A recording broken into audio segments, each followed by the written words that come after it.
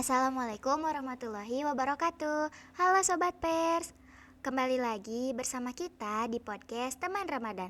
Kali ini aku akan membawakan cerita tentang kutukan menjadi kera dari Quran Surat Al-A'raf ayat 161 sampai 167 berdasarkan sumber 99 kisah menakjubkan dalam Al-Quran.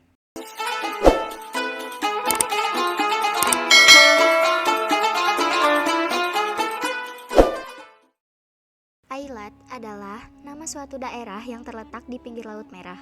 Di sana, bermukim kaum keturunan Bani Israel yang mencari penghasilan dengan menangkap ikan di laut dan berdagang.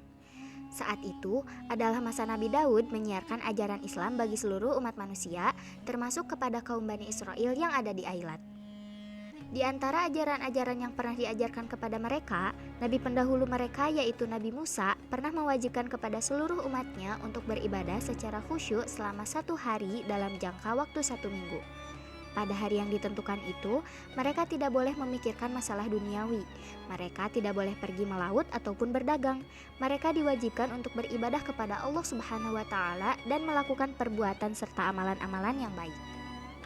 Jumat adalah hari yang sudah dipilih sebelumnya. Namun, kaum Bani Israel meminta agar hari khusus untuk beribadah itu dipindahkan pada hari Sabtu. Alasan mereka, Sabtu adalah hari saat Allah Subhanahu wa Ta'ala selesai menciptakan makhluknya. Usulan itu pun diterima dan disetujui sehingga mulai saat itu mereka mengkhususkan Sabtu sebagai hari keagamaan dan hanya diisi dengan kegiatan beribadah kepada Allah Subhanahu wa Ta'ala. Tidak ada seorang pun yang pergi ke laut untuk menangkap ikan ataupun pergi berdagang. Kewajiban itu dilaksanakan oleh mereka selama bertahun-tahun tanpa ada seorang pun yang berani melanggarnya. Pada zaman kenabian Daud pun mereka masih menaati perintah itu. Akan tetapi, tahukah kalian apa yang terjadi di lautan setiap Sabtu? Ternyata, ikan-ikan selalu menyambut kedatangan Sabtu dengan perasaan riang gembira. Ikan-ikan itu terbebas dari rasa takut akan tersangkut dalam jaring nelayan seperti hari-hari biasanya. Mereka berenang ke sana kemari dengan riang. Bahkan, mereka berani berenang di permukaan laut, bermain, dan bercanda dengan ikan-ikan lainnya. Pada hari Sabtu, tidak ada satu nelayan pun yang pergi melaut sehingga ikan-ikan itu berenang bergerombol di atas permukaan laut dan berenang dengan sesuka hati.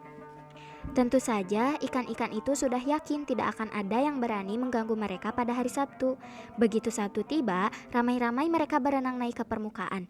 Ketika Sabtu akan berakhir, mereka pun berenang kembali ke dasar lautan agar terbebas dari jaring para nelayan. Apakah mereka merasa aman seterusnya? Ternyata tidak. Lambat laun, para nelayan melihat keanehan itu. Ikan-ikan bermunculan ke permukaan setiap Sabtu. Bukan 1-2 ikan, melainkan ikan yang sangat banyak. Tentu saja hal itu membuat mereka menjadi kaget dan tidak ingin menghilangkan kesempatan baik itu. Pada hari-hari biasa, mereka sangat kesulitan mendapatkan ikan. Tapi pada Sabtu, ikan-ikan malah berdatangan sendiri ke permukaan laut. Para nelayan mulai mengabaikan larangan Nabi Musa yang diteruskan oleh Nabi Daud. Mereka tidak lagi beribadah pada hari itu, tetapi pergi ke laut dan menangkap ikan-ikan yang sangat banyak itu. Setiap Sabtu, para nelayan itu berpesta pora dengan tangkapan yang sangat melimpah sehingga mereka segera menjadi nelayan-nelayan yang kaya raya. Kaum muslimin yang lain akhirnya mengetahui perbuatan itu dan berusaha mengingatkan perbuatan salah mereka.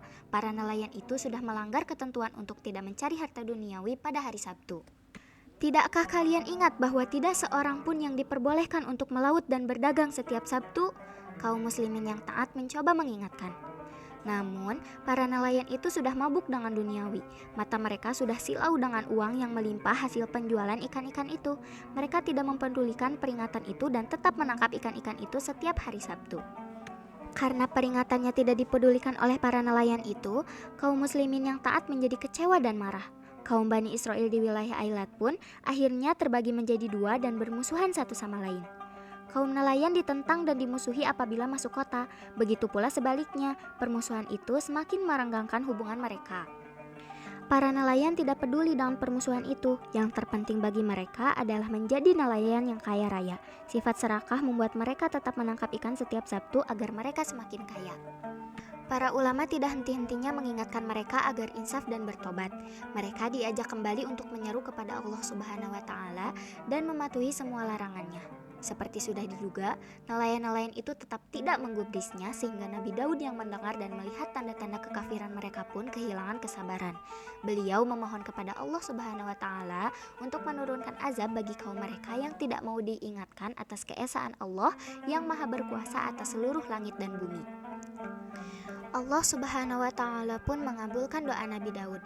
Azab pun diturunkan bagi para pembangkang perintah dan larangan Allah Subhanahu wa taala.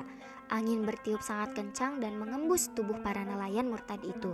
Tiba-tiba mereka merasakan gatal-gatal di sekujur tubuh mereka, digaruknya kulit tangan, kaki, dan tubuh mereka. Mata mereka terbelalak penuh rasa terkejut dan ketakutan. Mereka tidak bisa mempercayai ketika dari kulit mereka muncul bulu-bulu yang semakin lama semakin banyak. Mereka menjerit ketakutan dan berteriak minta tolong. Namun tidak ada seorang pun yang bisa menolong mereka karena semua ternyata mengalami hal yang sama. Bulu-bulu itu memenuhi sekujur tubuh mereka, bahkan wajah mereka pun ditumbuhi bulu. Punggung mereka membungkuk dan tangan mereka memanjang. Kaki mereka tidak bisa lagi menopang tubuh sehingga mereka harus membungkuk dengan kaki ditekuk untuk dapat menegakkan tubuh mereka. Tangis mereka pun tumpah menyadari di bagian belakang tubuh mereka tiba-tiba keluar ekor yang panjang. Mereka menjerit meminta ampun atas kesalahan yang sudah mereka perbuat. Penyesalan memang selalu datang terlambat, begitu pula penyesalan kaum pembangkang di Ailat yang sudah berubah menjadi kera. Allah Subhanahu wa taala sudah menghukum mereka karena perbuatan mereka yang serakah dan gila akan harta duniawi. Sekian untuk episode kali ini. Semoga apa yang telah disampaikan bisa bermanfaat bagi teman-teman yang sudah mendengarkan ya. Sampai jumpa di kisah selanjutnya. Wassalamualaikum warahmatullahi wabarakatuh.